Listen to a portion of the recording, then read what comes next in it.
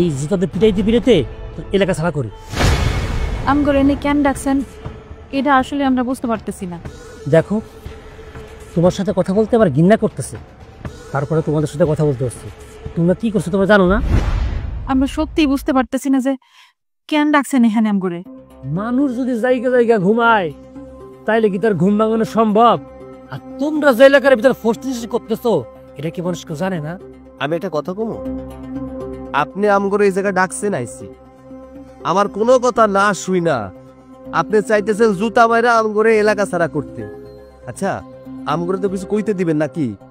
এই তুই এবার কি বলবি রে? তোরে আমি অনেকবারই বলছি যে আমার কথা শুনিস নাই, এখন আমি তোর কথা কেন শুনবো? আমি একটা কথা কিছুতেই বুঝতে পারতেছি না, আপনার তো চিন্তাধারা এত খারাপ হইলো কেমনে? কার লগে কি মিলাইতেছেন? আরে সে আমার ভাবি, আমার মায়ের সমতুল্য, আমি তারে নিজের মায়ের মতো করে ভালোবাসি, আর আপনারা কি খারাপ চিন্তা ভাবনা করতেছেন? আচ্ছা, এই কুচিন্তা করারও তো একটা সীমা থাকা দরকার, তাই না? এই শোন, এই সব ডায়লগ সিনেমাতে চলে, বাস্তবে চলে না। আমারে কি তুই বোকা পাইছিস? আমি কিছু বুঝি না? এই তোর ভাই কয় বছর হয়েছে বলছে? 5 বছর। এই মাইয়া 5 বছর তোর বাড়িতে কি করে? আমার স্বামীর বাড়িতে আমি থাকবো না? এই তোমার স্বামী নাই, তোমার স্বামীর বাড়ি আসে কোথা থেকে? হ্যাঁ, আর তুমি এই বয়সে স্বামী ছাড়া থাকতেছো? আরে তুই বিয়ে করিস কেন? আমার বিয়ার এখনো সময় হয় নাই, এর জন্য বিয়ে করি নাই। তোমার সময় হবে না, বিয়ে না করে যদি বিয়ের মজা পাওয়া যায় তাহলে কি কেউ বিয়ে করে? ভাই, আপনার বাপে ছিল চেয়ারম্যান, আপনি ভবিষ্যৎ চেয়ারম্যান, আপনার একটা সম্মান আছে, আপনি একটা সম্মানীয় মানুষ। এমন কোনো কাজ করবেন না যেন আপনার সম্মান হানি হয়। আমি উচিত কথা বলি, তুই করিস তো লুচ্ছামি। এতে তুই যদি আমার সম্মান দিস বা না দিস এটা আমার কোনো কিছু যায় আসে না। তোরা এই এলাকায় যা শুরু করছোস, এলাকার মান সম্মান সবই গেল। তোরে আমি 3 দিনের সময় দিলাম, এই 3 দিনের ভিতরে যদি তুই বিয়ে করে ঘরে বউ না আনিস, 4 দিন তোরে আমি এলাকা ছাড়া করে দেবো। এই তোরা কি বলিস? হ্যাঁ ভাই, আপনি একদম ঠিক কথা কইছেন। হ্যাঁ, ঠিক কথা কইছেন। হ্যাঁ, রনি বিয়া করব। তাই আমি আল্লাহর কাছে দোয়া করুম যেন আল্লাহ পাক আপনাদের ভুল ধারণা বোঝার তৌফিক দান করে, আর আল্লাহ পাক যেন সেই দিনটা পর্যন্ত আমারে বাঁচায় রাখেন, আমি যেন সেই দিনটা দেখতে পারি। চল রনি, চলো মা। তুমি কি দেখাবা? দেখাবো তো আমি, যদি তোমার দেওর 3 দিনের ভিতরে বিয়ে না করে।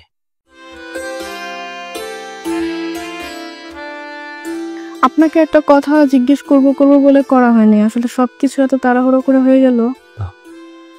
কি বলবো বলো? আচ্ছা, আপনার আর আপনার ভাবির নামে যেসব কথা মানুষ বলে বেড়ায়, এগুলো কি আসলে সত্যি?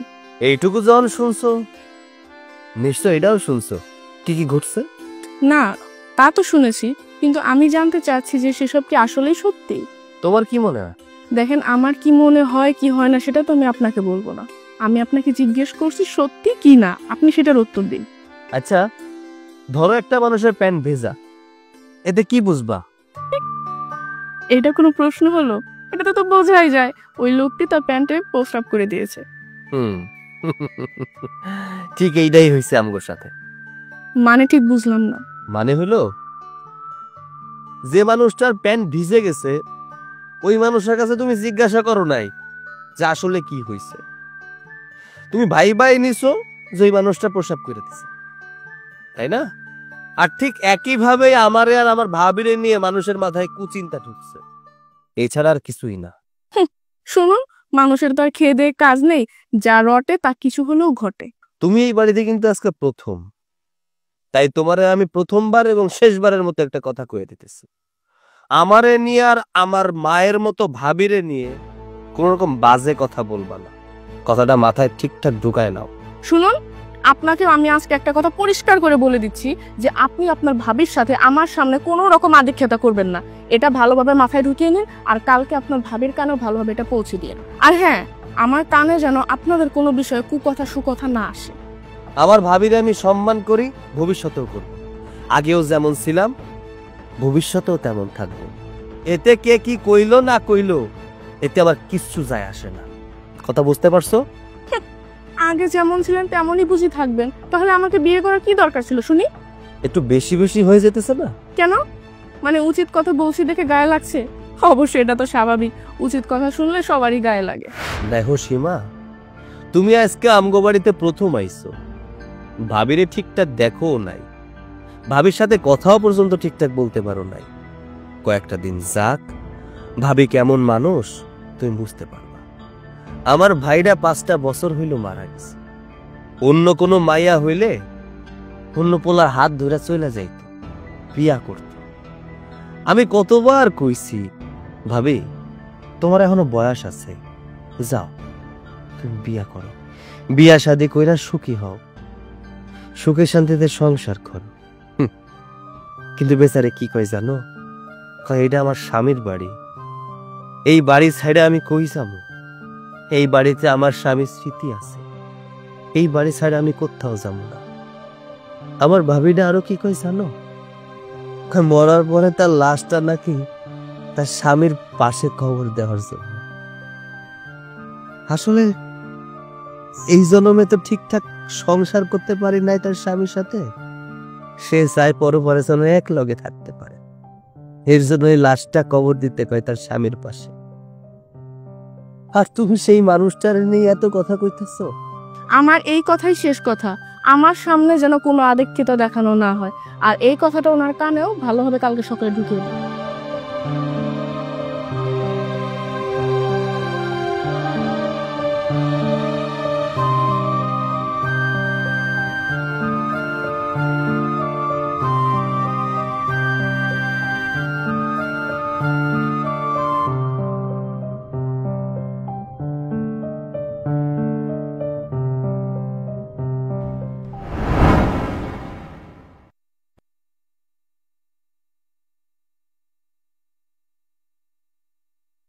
নাদিয়া মা, এই যে তুমি এখানে বসে আছো, হ্যাঁ খাইতে হবে না? চল বোন, হাতে নীল পলিশ না লাগাইয়া মেহেদি লাগাইবা, দেখবা যে কত ভাল লাগতেছে। মানে বুঝলাম না, আপনার কাছে কি আমি শুনতে চাইছি যে কোনটা মাখলে আমাকে সুন্দর লাগবে, কোনটা তো সুন্দর লাগবে? আরে তুমি তো দেখি রাগ করতেছো। রাগ করো না, আমি তো তোমার ভালোর জন্যই বলছি, তাই না? আমার ভালো মন্দ আপনার বুঝতে হইব না, নিজেরটা নিজে বুঝলেই হইব। আর শোনেন, আমরা দেখতেও সুন্দর, আমাদের চরিত্রটাও সুন্দর, আমাদের আবার কারোর মতো চরিত্রে কোনো রিপোর্ট নাই। তো আপনার মতো যাদের চরিত্রে রিপোর্ট আছে, চরিত্রটাও সুন্দর, তাদেরকে যা উপদেশ দেন। আন্টি তুমি এটা কি কইলা? তুমি যে আমার মায়ের বাজে কথা কইতেছ, যদি আমার চাচা জানে তাহলে তোমার কি হাল করবো তুমি জানো? বাহ, প্রেমের আসপর্দারে, মানে কথায় আছে না, গাছ গুনে ফল আর মা গুনে ছা, এ তো দেখছি তাই অবস্থা। মানে এই বয়সেই তোর এই, আরে বাবা রে বাবা, এখনো তো আস্তকাল পড়ে আছে। এই তোর কাকারে বলে কি করবে রে আমারে? হ্যাঁ করবেটা কি তোর কাকা আমাকে? তোমার বাড়ি থেকে বাইক কইরা দিব। হ্যাঁ তা তো দিবেই, কারণ খাতির যে তলায় তলায়, খাতিরের লোকেরা কিছু বললে কি মানুষ কি আর চুপ থাকে? নাদিয়া মা, বড়দের সাথে এভাবে কথা বলতে নেই, যাও তুমি ঘরে যাও। বাহ বাহ বাহ, খুব সুন্দর। মানে মেয়েকে দিয়ে যা বলানোর তো বলানো হয়েই গেছে, এখন আমার সামনে নাটক করা হচ্ছে, তাই না? এইসব হাদিস বহু আগে করে আসছি, এগুলো আর দেখাইতে হবে না। আমার সামনে এই সমস্ত মা ঝিয়ের নাটক না করলেও চলবে। এই সেমরি, তোর কাকারা যা বলার বলিস, দেখি তোর কাকা আমার কি করে। বলবো তো, কাকা আসলে আমি সব বলে দিব। নাদিয়া মা, বড়দের মুখে মুখে তর্ক করতে হয় না, বড়দের মুখে মুখে কথা বললে বেয়াদবি করা হয়। আর সংসারে এসব বিষয়ে কথা বলার মতো বয়স তোমার এখনো হয়নি। আর তাছাড়া আমাদের মধ্যে এমন কোনো ঝামেলা হয়নি যে তোমার কাকা আসলে তোমাকে বলতে হবে। আর যদি কিছু বলাই লাগে তাহলে আমি বলবো। শোনো, তুমি এখন যাও, ঘরে যাও, ঠিক আছে? যাও। তা ম্যাডাম ফুলি, আপনার রান্না বান্না কখন শেষ হবে? তুমি আমার সাথে এভাবে কেন কথা বলতেছো? না, তোমাকে সম্মান দিয়ে কথা না বললে যদি আবার তোমার মেয়ে তোমার পেয়ারের লোকেকে গিয়ে কি না কি বলে দিবে, তাই তোমাকে আগে থেকে সম্মান দেখিয়ে কথা বলা উচিত না? তখন তো আবার দেখা যাবে আমার সংসারটাই ভেঙে যেতে পারে। দেখো বোন, তুমি আমার ছোট বোনের মতো, ছোট বোনরা বড় বোনদের সাথে যেভাবে কথা বলে সেভাবে কথা বললেই হবে। আর তাছাড়া নাদিয়া ছোট মানুষ, ও কি বলতে কি বলে ফেলেছে, ওর কথা ধরে বসে থেকো না। আচ্ছা শুনুন, আপনার কাজগুলো যদি শেষ হয় তাহলে আমার কিছু কাজ আছে, ওগুলো আপনার করতে হবে। কি কাজ? তেমন কিছু না, ওই আমার ভাই আমাকে একটা জুতা দিয়েছে বিদেশ থেকে এনে, ওটা তো গতকাল বিয়ের দিন পরেছিলাম, জুতাটাতে একটু ময়লা লেগে গেছে। জুতাটা বরং আমার অনেক শখের, তো ওইটা একটু পরিষ্কার করে দিবেন।